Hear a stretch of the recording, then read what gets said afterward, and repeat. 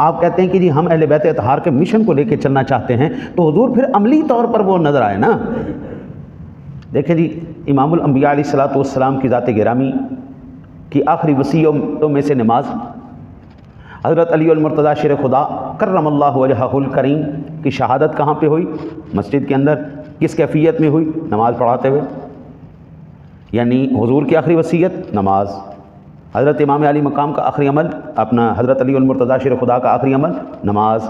अच्छा, हज़रत इमाम हसन नमाज, हज़रत इमाम हुसैन का सर कब काटा गया?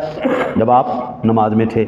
अच्छा, मैं ये कहूँ मैं हुसैनी हूँ, मैं अहले बैत का मानने वाला हूँ और नमाज एक भी न पढ़ूँ, और फिर मुहर्रम में मैं इजहार गम भी करूँ, काले कपड़े भी पहनूँ और मैं दुख भी, हुजूर मेरा तो फिर अहले बैत से तो कोई वास्ता ही नहीं है ना जी। सारी ज़िंदगी जो अहले बैत अतहार करते चले गए, जो अहले बैत हज़रत